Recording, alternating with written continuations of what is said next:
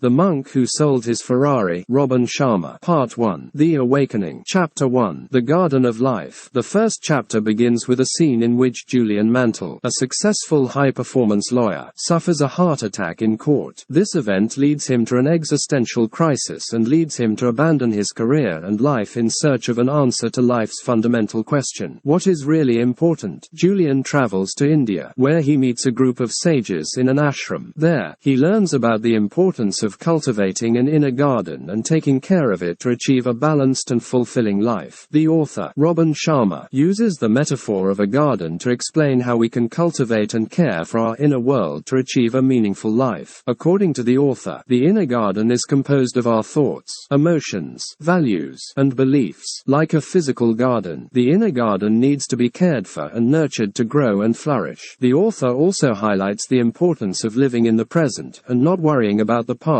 or future. The past no longer exists, and the future has not yet arrived, so focusing on the present is the only way to truly live. Julian learns through the sages in the ashram that most people are too concerned with the past or future and do not live in the present moment. The author also discusses the importance of self-discipline and self-mastery in each person's life. Controlling thoughts and emotions is essential to achieving a balanced and fulfilling life. Julian learns that he must be disciplined in his thoughts and emotions to succeed in his quest for inner balance. The author also emphasizes the importance of compassion and kindness towards others. Julian learns that life is not just about ourselves, but also about how we can help and serve others. By showing compassion and kindness to others, we also benefit ourselves. Throughout the chapter, the author presents a series of exercises that readers can use to cultivate their own inner garden. For example, he suggests that readers meditate regularly to calm their minds and cultivate awareness of the present moment. He also suggests that readers practice gratitude to focus on the positive in their lives. The chapter concludes with Julian sharing his teachings with the author and the reader, emphasizing that life is a precious gift and that we must take care of ourselves to fully enjoy it. He also emphasizes that there is nothing more important than health and happiness, and that we must take steps to cultivate them in our own lives. In summary, Chapter 1 of The Monk Who Sold His Ferrari establishes the book's central theme, the importance of cultivating an inner garden to achieve a fulfilling and satisfying life. Through Julian Mantle's story, the author shows how the pursuit of inner balance can transform a person's life. The chapter emphasizes the importance of living a balanced and harmonious life and cultivating our inner garden to achieve true personal fulfillment. We are introduced to Julian Mantle, a successful lawyer from Toronto who has a life full of stress and imbalance. Despite his success in his career, his health is compromised and his personal life is non-existent. Ultimately, his search for happiness leads him on a spiritual journey through India, where he learns key life lessons that will change his perspective forever. The chapter begins with a depiction of the frenzied and stressful life led by Mantle, who is presented as a successful lawyer but who lives in a constant state of anxiety and stress.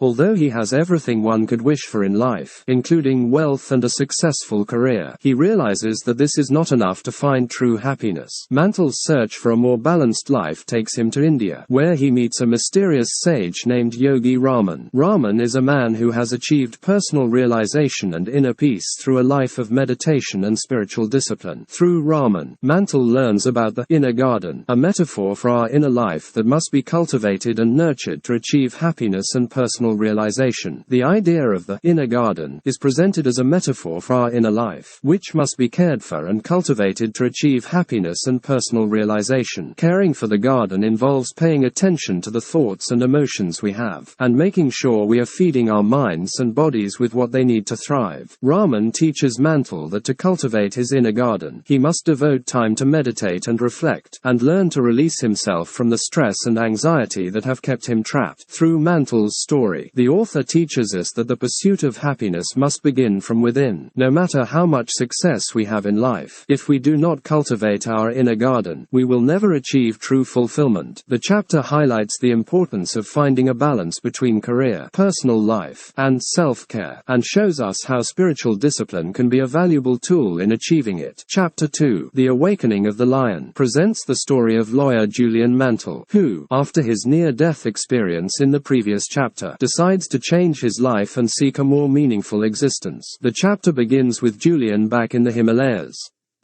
where he continues his search for truth and wisdom. Here, Julian meets the leader of the wise monks, an elderly man named Yogi Raman. The old man teaches him the importance of the mind, body, and spirit, and how the three are interconnected. Yogi Raman tells Julian that to achieve a balanced and meaningful life, it is necessary to awaken the inner lion, that is, the inner spirit that we carry within us. Julian learns that this inner lion is what gives us the strength and determination to pursue our dreams and overcome obstacles. Through the story of the awakening of the lion, the author explores the importance of determination and willpower in achieving our goals. It shows us that, like the lion, we must have confidence in ourselves and our abilities to overcome challenges and reach our goals. The story also illustrates how our fears can prevent us from achieving our goals and how we can overcome them. At one point in the story, Julian must cross a dangerous suspension bridge to reach a waterfall that contains the wisdom he seeks. Instead of letting his fears paralyze him, Julian focuses on his goal and crosses the bridge with determination and courage. Another important aspect of the chapter is the idea that our beliefs and thoughts can limit or empower us. The author shows how the story of the inner lion can help us change our perspective and beliefs about ourselves. If we believe we are capable and have the necessary willpower, we can achieve anything we set our minds to. The author also highlights the importance of meditation and visualization in achieving our goals. Through meditation and visualization, we can connect with our inner lion and strengthen our determination and willpower. In summary, Chapter 2 of the book, The Monk Who Sold His Ferrari, presents the idea of awakening our inner lion to achieve our goals and dreams. The story of the inner lion shows us the importance of determination, courage, and confidence in ourselves to overcome challenges and reach our goals. It also teaches us how our beliefs and thoughts can limit or empower us and how meditation and visualization can help us strengthen our determination and willpower.